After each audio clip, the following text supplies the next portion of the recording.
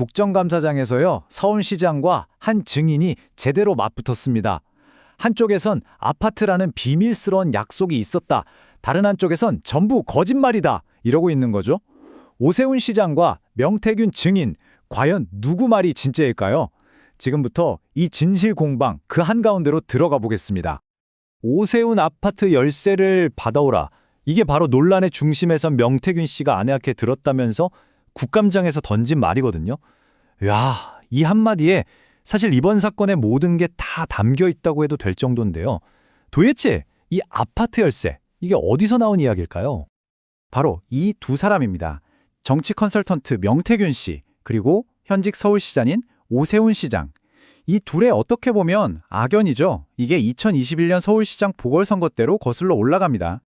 자, 이 진실 공방의 첫 번째 퍼즐 조각은요, 아주 간단한 질문에서부터 시작됩니다. 두 사람 대체 몇 번이나 만났을까요? 근데요, 이렇게 단순해 보이는 이 숫자에서부터 주장이 완전히 극명하게 갈립니다. 먼저 명태균 씨 주장부터 들어볼게요. 오세훈 시장하고 최소 7번 이상 만났다는 겁니다. 그리고 이건 그냥 내 기억이 그렇다는 게 아니라 이걸 증명할 증인도 있고 식당 영수증 같은 증거도 있다. 이렇게 말하고 있어요. 그런데 오세훈 시장의 기억은 완전히 달라요. 딱 두 번 만났다는 겁니다. 심지어 그 외에 만나려고 했던 건 원치 않는 스토킹에 가까웠다. 이렇게까지 말하거든요. 7번과 2번. 와, 이 차이 단순히 그냥 기억이 다른 걸까요? 여기서 진짜 흥미로운 게 뭐냐면요. 명 씨 주장이 그냥 내가 기억한다. 이게 아니라는 점이에요. 자기 주장을 뒷받침할 식당 영수증, 그리고 대부분의 자리에 같이 있었다는 김용선 전 의원의 증언까지 확보했고, 이 증거들이 지금 특검 손에 넘어가 있다. 이렇게 주장하고 있습니다. 단순히 몇 번 만났냐, 이 문제만이 아닙니다. 명태균 씨는 그 만남에서 아주 구체적인 약속과 요청에 오갔다고 주장하는데요. 그가 제시하는 타임라인을 한번 따라가 보시죠. 명 씨의 주장은요, 와, 진짜 한편의 드라마 같아요. 2021년 1월 20일 송셰프라는 중식당에서 오 시장이 멘토가 되어달라면서 아파트를 약속했다는 게 그 시작입니다. 그리고 바로 이틀 뒤에 오 시장이 터널 안에서 울면서 전화를 걸어왔다고 주장하죠. 경쟁자였던 나경원 후보를 이기는 여론조사 좀 만들어달라. 이런 절박한 요청이었다는 겁니다. 만약 이게 전부 사실이라면요, 이건 선거판 자체를 뒤흔들 수 있는 어마어마한 내용이죠.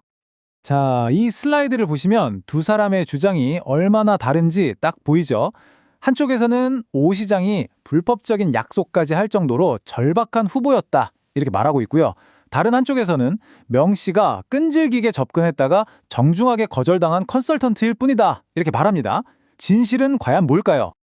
자, 이제 이야기는 돈으로 넘어갑니다. 3,300만 원. 이 구체적인 액수가 등장하면서 의혹은 훨씬 더 짙어지는데요. 이 돈, 과연 선거를 위한 검은 돈이었을까요? 아니면 그냥 개인적인 호의였을까요? 보시는 것처럼요, 해석이 정말 하늘과 땅 차이입니다. 명 씨는 이 돈이 오 시장이 직접 요청한 여론조사 대가였다고 주장해요. 한마디로 정치적인 거래였다는 거죠. 근데 오 시장 측은 완전히 다른 얘기를 합니다. 캠프 관계자가 명 씨 사정이 너무 딱해서 개인적으로 챙겨준 용돈 같은 거다. 오 시장은 전혀 모르는 일이다. 라는 겁니다. 정치 자금이냐, 용돈이냐, 이게 왜 중요하냐면요, 진실이 뭐냐에 따라서 파장이 완전히 달라지기 때문입니다. 만약 명 씨 말이 사실이라면 이건 불법 정치자금 수수가 될 수도 있는 아주 심각한 문제거든요. 자, 보통 이런 싸움에서는 명확한 물증 하나가 모든 걸 결정하잖아요. 그런데 이 사건에서는요, 문자 메시지라는 증거 하나를 두고도 양쪽 해석이 180도 다릅니다. 국정감사장에서 명 씨가 던진 거의 폭탄 같은 발언이었죠. 김영선 전 의원이 오세훈 시장에게 보낸 문자를 뭐라고 그랬냐면 연애편지라고 불렀습니다. 두 사람 사이에 뭔가 특별한 관계가 있는 것처럼 뉘앙스를 풍긴 거죠. 하지만 오세훈 시장은 이 연애편지 발언을 그대로 받아칩니다. 그 문자는 무슨 애정 표현이 아니라 오히려 자기가 명 씨를 얼마나 피하고 싶었는지를 보여주는 결정적인 증거다라고 말이죠.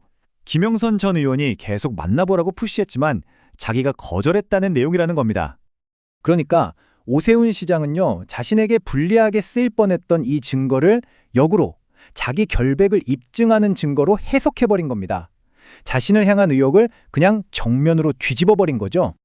이렇게 주장들이 팽팽하게 맞서다 보니까 사건은 결국 법의 영역으로 넘어갔습니다. 그런데 보시는 것처럼 수사는 지금 사실상 미궁에 빠진 상태입니다. 대체 무엇이 진실을 가로막고 있는 걸까요? 현재 상황을 정리해보면 이렇습니다. 한쪽은 생생하게 기억한다. 다른 쪽은 절대 그런 일 없다. 전형적인 진실게임 양상이죠. 결국 이 사건은 국회가 임명한 특별검사, 그러니까 특검의 손으로 넘어갔습니다. 일반 검찰이 아니라 독립된 수사팀이 진실을 파헤치게 된 건데요. 명 씨가 가지고 있다는 그 결정적인 증거는 아직도 공개되지 않았고요. 그래서 모든 관심은 특검 수사, 그리고 곧 있을 두 사람의 대질신문, 즉 정면 대결에 쏠리고 있습니다. 이 사건은 우리에게 더 큰 질문을 던지는 것 같아요.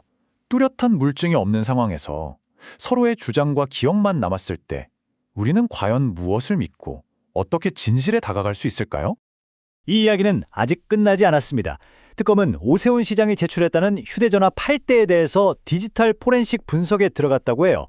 언론 헤드라인 뒤에 숨겨진 진짜 진실을 찾기 위한 법적 절차는 이제 막 시작된 셈입니다. 과연 잠겨있는 휴대전화 속에서 이 지독한 진실게임의 마침표를 찍을 증거가 나올 수 있을까요? 결과가 나오는 대로 다시 한번 정리해드리겠습니다.